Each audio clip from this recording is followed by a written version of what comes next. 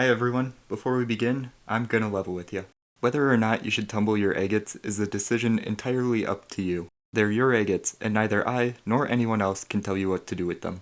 The only thing I can really offer is my own personal experience and opinions to help you make that decision. Now, as you might know, I made a community poll asking whether or not you tumbled your Lake Superior agates, and your reasoning behind that. The results were pretty darn close to 50-50.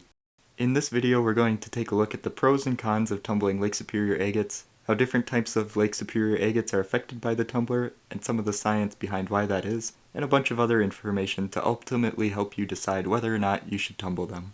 If you enjoy this video, be sure to subscribe and check out some of my other videos too. Alright, so first things first, we should take a look at the possible downsides of tumbling your Lake Superior agates, because it does run some risks. From the results of my poll, the main fear of tumbling agates is ruining them, but I'm here to put those fears to rest by telling you that agates are very fragile and fracture very easily. Sorry, did I say put those fears to rest? I meant completely validate them. Tumbling is a violent process. You're taking something that typically takes thousands of years and shrinking it down to just a few months. Your rocks are rolling around in a barrel with other rocks and grit for weeks on end. They're continually getting bumped and scratched, and it's not for the faint of heart. What's even worse is that fractures and cracks are not the only way you can ruin your agate in the tumbler. Sometimes rocks just don't turn out when you tumble them. It's always a gamble, but later on I'll talk more about how to increase your odds of success. Another thing that I personally really don't like is that your rocks get quite a bit smaller. That can also mean that sometimes you'll lose those beautiful bands that everyone loves so much. Now, it's not so much of an issue if your agate has bands all the way through, but a lot of them have a lot of quartz in the center and just a little bit of banding on the outside. If you tumble those for too long, all you have left is a ball of quartz. The final downside of tumbling your agates is that it typically decreases the value of them.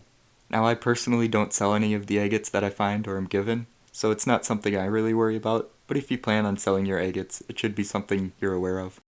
I should also mention that tumbling your agates obviously gets rid of that natural look, but that's more subjective of whether or not that's actually a bad thing. And a lot of it might depend on that specific agate. Alright, so with all of that, you're probably clutching your agates like pearls wondering why anyone would ever want to tumble them. There's good reason I put this section after the cons. The first pro is that tumbling is probably the cheapest way to polish your agates. Compared to other lapidary equipment, a tumbler is pretty inexpensive. Now you might be thinking, but what about sandpaper? And while that does cost less than a tumbler in a monetary sense, it costs a lot more in terms of time and also your sanity.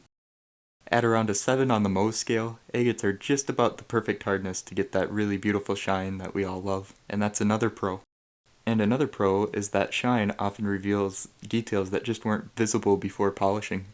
I've been blown away by how many more bands have been revealed in some of the agates that I tumbled. And these were agates that already had pretty decent banding before they were unceremoniously tossed into the tumbler. So while there may be a fear of losing bands, more often than not I found that far more bands are revealed than lost. I've also had several examples of agates that I wasn't totally sure were actually agates, that have not only been revealed to be agates, but really interesting ones. Take for example the sagonite agate.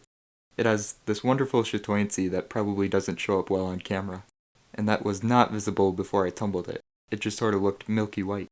Tumbling the agates of my collection was actually the reason I started tumbling more agates. I was originally of the mindset that agates should be kept the way they are found, but after seeing how cool some of those agates turned out, I started to put some of my less desirable agates in the tumbler. When those turned out really beautiful, it escalated to putting some really pretty chips in, and before I knew it, I was sorting through my collection to see which agates would be good for tumbling, because not all of them are. And that gracefully leads us to the next section of the video. Picking agates for tumbling. There are a ton of different types of Lake Superior agates. Some are good for tumbling, and others are not. And there's also some that both are and aren't good, which will hopefully make more sense in a minute. Before we talk about different types of agates though, we should talk about shape, because that's the first and most important thing I look at when I'm deciding whether or not to tumble a particular rock. When it comes to tumbling, round is ideal, but as long as it doesn't have any deep inside curves or indentations, it should tumble well. Things to kind of avoid when picking rocks to tumble are weird shapes, inside curves or indentations, deep pits, crystal impressions, weird breaks, agates with holes. I mean, you can tumble those, but there will be parts that just won't get shiny. And they also require special attention to make sure they're clean between stages. Speaking of holy agates, not that kind. Let's talk about geode agates. These can be really cool because the inside of them won't really be affected by tumbling, which can leave you with a beautifully polished exterior and a sparkling druze-filled interior. Just be sure to thoroughly clean the inside. When it comes to other types of agates, most of them shine up well. The few exceptions are fragmented membrane agates, tube agates, and agates still in host rock. Fragmented membrane agates are really cool. Without getting too far into the geology behind them, when an agate forms, it typically forms in a cavity in basalt known as a vesicle. This vesicle is often lined with other minerals. If while forming that membrane of minerals breaks for whatever reason, the pieces of it will fall into the forming agate and become suspended in there.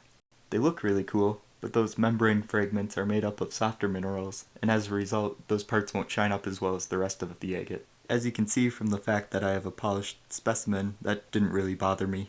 This one also has a few crystal impressions in it, so basically all my advice is subjective and should be taken with a grain of salt. Or sand. Sorry, bad joke. Moving on, let's talk about tube agates. These are often mistaken for eyes, but the tubes actually extend down into the rock, whereas eyes are actually hemispheres. Eyes will polish well, but tubes might not, and that's because of how they're formed. Again, without getting too technical, tube agates form when the silica adheres to thin mineral rods. Just like those pesky membrane fragments, these rods are typically a softer mineral. If that's the case, there will be small holes in the center of the tubes. Sometimes those mineral rods wear away and more silica takes their place, in which case they'll tumble up nice. But I can't guarantee that at all, and unfortunately, in my limited experience tumbling agates, I've only been doing this for about 6 months, and apparently that makes me qualified enough to make an entire video on the subject. Wait, what was my original tangent? Oh yeah, in my limited experience, I haven't been able to figure out a way to tell if the tubes are hollow or not before tumbling. The last type of agate that probably won't tumble well is agate still in the host rock. Hang on, that's not entirely true. The agate part will shine up, it's the host rock that won't. Hang on, that's not entirely true either. It depends on the host rock. Basalt and rhyolite are the most common types of agate-bearing rock. They're both quite a bit softer than chalcedony, so the shine probably won't be as good. Of course, there's always exceptions. Sometimes agates form as veins in jasper. Since jasper is made of silica, the same junk agates are made of, they shine up really well, and they also look really cool. I know this video is getting pretty long, but I really wanted to talk about some of my favorite types of agates to tumble for beginners.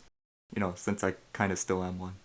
I think the best example of good beginner agates are moss agates. Typically moss agates are considered less desirable compared to their banded counterparts. They're still really neat, but they don't have those beautiful concentric bands that are your typical staple of a Lake Superior agate. That means they go into the tumbler with relatively low expectations, and if mistakes are made, the rock doesn't really look any worse. If everything does turn out, it's really fun to be completely shocked at the details that were hidden prior to tumbling.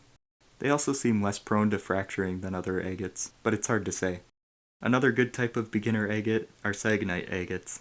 Without going too deep into the geology, these are a somewhat rare type of agate that actually formed with zeolites. Without going too deep into it, zeolites are a weird group of rocks.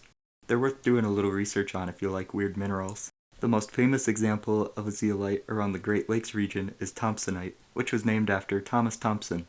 He had a son also named Thomas Thompson, making him Thomas Thompson, son of Thomas Thompson. Anyway, Thompsonite forms from decomposing basalt. Don't ask me how. It often forms in these really cool radial patterns. Somehow, someway, silica gets into where the Thompsonite had formed and traps these zeolites sort of like amber. This results in a Jekyll and Hyde mix of an agate with these really cool zeolite sprays. A lot of times, these agates don't look like much until they're polished, which makes them good candidates for tumbling. I know I already mentioned it earlier in this video, but those things in your collection that might be agates are some of the best rocks to tumble. There's really not a lot of harm in throwing them in, and you might be pleasantly surprised. The final type of agates that are really good for beginners are those little chips that just about everyone has a ton of. They usually end up being a lot more beautiful than you thought, and they work really well as cushioning material if you have a lot of them.